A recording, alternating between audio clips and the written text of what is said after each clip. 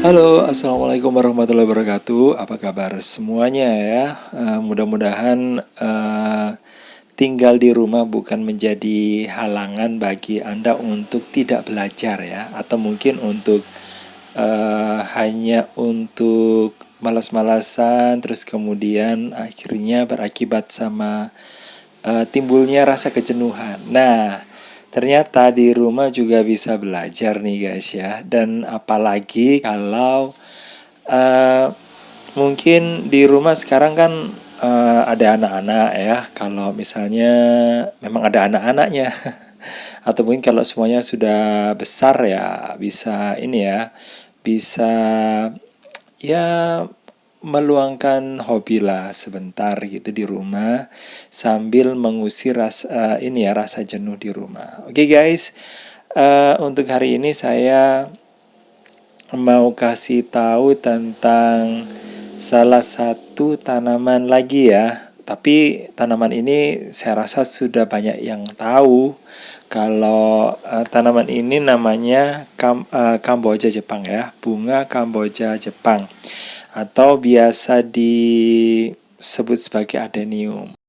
Nah, tanaman ini biasanya sih kita temui sebagai tanaman hias saja, tapi ternyata di balik itu banyak sekali manfaatnya guys ya. Tapi sebelum ini ya saya lanjut lagi untuk kasih tahu apa saja manfaatnya. Jangan lupa untuk like, subscribe, komen dan juga share.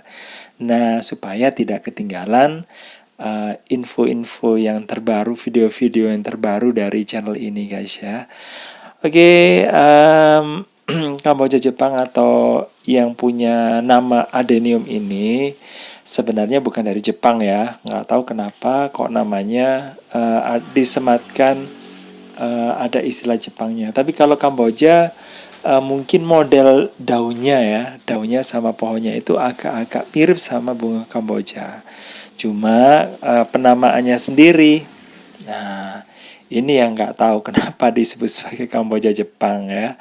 Tanaman ini ternyata malah berasal dari Asia Barat dan Afrika guys ya.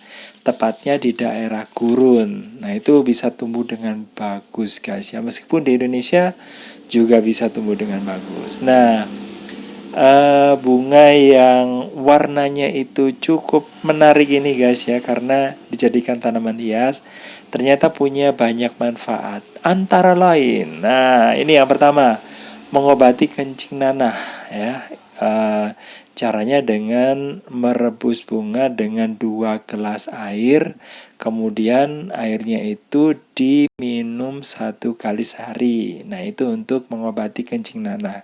Terus kemudian bunganya bisa dimanfaatkan lagi untuk mencegah penyakit kulit. Terus kemudian mencegah elastisitas kulit. Terus digunakan untuk obat antibiotik juga guys. Untuk sakit gigi ya, akibat gigi berlubang. Tapi caranya ya dengan ini ya, dengan getahnya ya. Getahnya diletakkan di kapas, kemudian masukkan ke gigi yang berlubang itu. Terus kemudian getahnya juga bisa digunakan untuk menghilangkan tai lalat ya. Ini dari tangkai bunganya. Nah ini caranya dengan digosokkan saja pada tempat yang pingin dihilangkan ya, atau pingin dihapus ya. Oke, terus kemudian ternyata Kamboja Jepang bisa digunakan untuk obat bisul, terus untuk mengatasi bengkak ya, untuk anti radang dalam tubuh, juga bisa digunakan untuk menghaluskan kulit, untuk menghilangkan kutil ya, terus untuk memperlancar pencernaan. Nah ini ya bagi yang susah atau mungkin punya masalah dengan pencernaan, mungkin susah BAB ya, mungkin bisa dicoba kali ya. Terus manfaat yang kesekian kalinya ini sudah berapa ya? Banyak banget ini yang saya catat, ini sekitar ada 23 ya.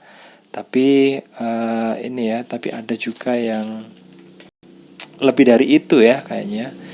Oke, bisa digunakan untuk obat infeksi, bisa digunakan juga untuk obat panu, obat kudis, terus mengatasi tumit pecah-pecah ya, terus kemudian digunakan untuk mengatasi busung lapar ini bagi yang kekurangan gizi ya di daerah yang minus. Nah, terus kemudian bisa digunakan untuk mengatasi beri-beri ya. Jadi orang yang terkena beri-beri itu kan badannya aja kayak gemuk, tapi sebenarnya itu kekurangan gizi ya, sama seperti busung lapar, bukan karena dia kekenyangan, enggak ya, tapi malah dia itu kekurangan gizi dan terutama makanan. Selanjutnya bisa digunakan untuk mengatasi jantung berdebar ya. Tapi ini ada plus-plusnya ya, plus juga ditambahi dengan yang lain-lainnya kayak bawang putih gitu ya. Nah itu, terus kemudian yang selanjutnya ternyata bunga Kamboja Jepang ini bisa bermanfaat sebagai obat TBC. Terus digunakan untuk obat batuk ya, mengurangi gejala depresi juga. Terus digunakan juga sebagai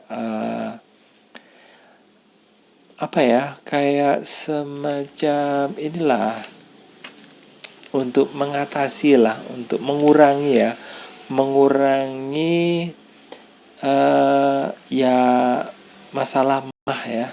Nah, terus kemudian juga digunakan untuk mencegah pingsan. Nah, ini apalagi kalau ada yang keluarga Anda yang suka pingsan-pingsan ya, bukan suka ya. Itu punya apa namanya? Itu semacam uh, apa ya, dikatakan penyakit atau kelainan ya. Saya sendiri nggak bisa mengkategorikannya. Terus kemudian bisa digunakan untuk melembabkan rambut, juga menghaluskan rambut ya. Nah itu banyak sekali manfaatnya, cuma ya memang tanaman herbal kayak gini guys ya, memang harus ini ya, harus kita berhati-hati ya.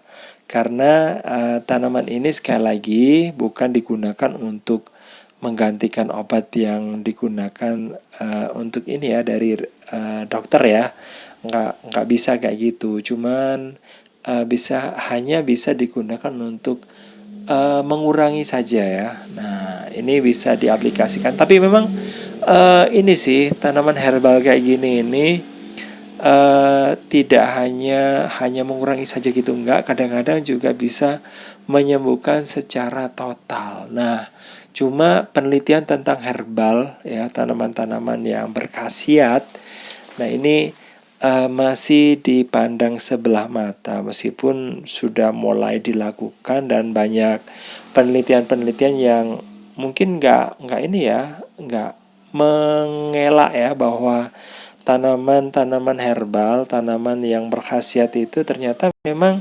juga kandungan ini ya untuk menangkal penyakit dan sebagainya itu. Nah, ini ternyata ia berkhasiat gitu ya guys ya.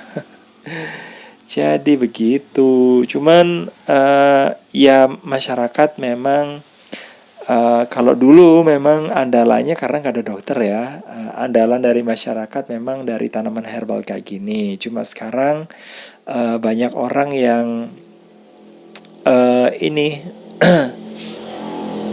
yang mengandalkan dokter gitu ya, sebagai tempat atau mungkin rujukan untuk mengatasi penyakit. Cuma kadang-kadang sih tanaman herbal ini digunakan saat sudah kepepet ya, atau sudah terdesak karena dokter sudah angkat tangan, tidak bisa mengatasi lagi penyakitnya. Ya udah, caranya adalah dengan mendatangi tabib ya, dan atau mungkin ahli herbal yang kemudian menyarankan Anda atau mungkin juga termasuk saya untuk mengkonsumsi tanaman tertentu ya, supaya supaya penyakitnya bisa ini ya, berkurang gitu. Dan memang benar sih, banyak yang membuktikan juga kalau tanaman herbal ini tidak hanya ini ya, tidak hanya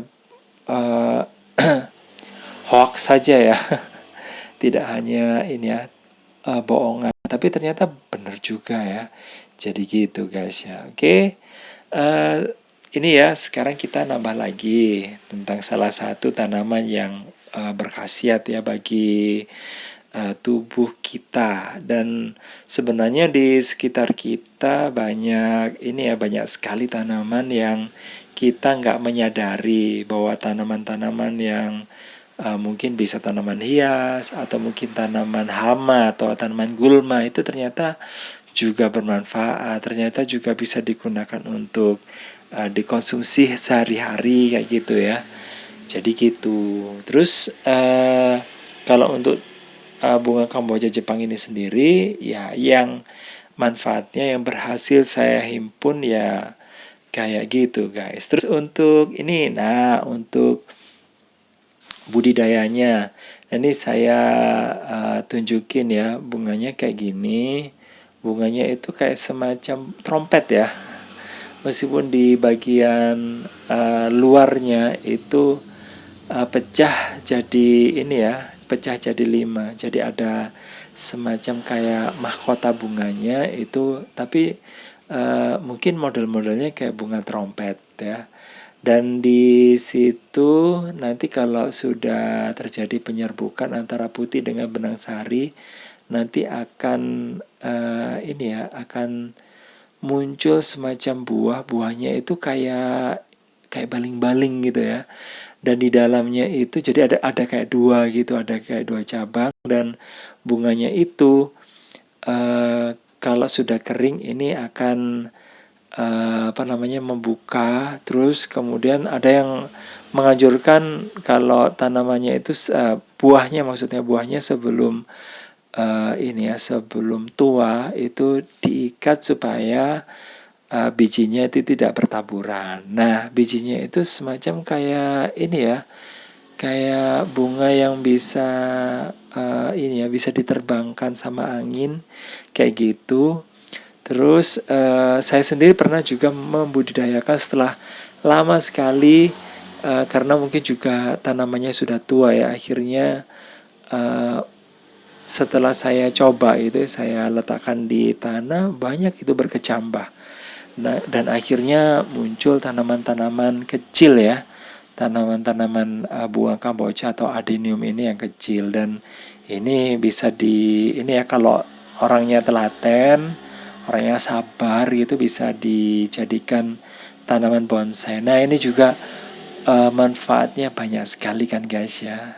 Tidak hanya ini ya, punya khasiat juga, khasiat tertentu, ternyata juga mempunyai nilai jual yang tinggi. Jadi gitu, semuanya udah pernah tahu pasti ya. Jadi saya nggak kasih tahu kalau tanaman ini juga memiliki daya jual tinggi. Apalagi kalau bonsainya itu berhasil batangnya itu bisa menggelembung yang bagus sekali, apalagi bunganya itu banyak, daunnya itu sedikit, wah itu kayaknya mahal sekali ya.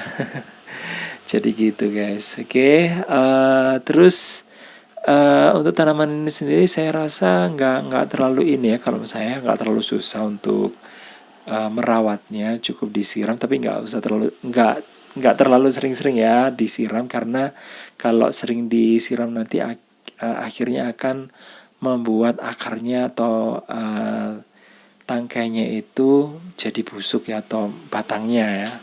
Oke, gitu aja guys ya. Saya udah panjang lebar ngobrolin, dan terima kasih sudah gabungan. Saya akhiri, wassalamualaikum warahmatullahi wabarakatuh. Jangan lupa like, subscribe, komen, dan juga share. Bye bye.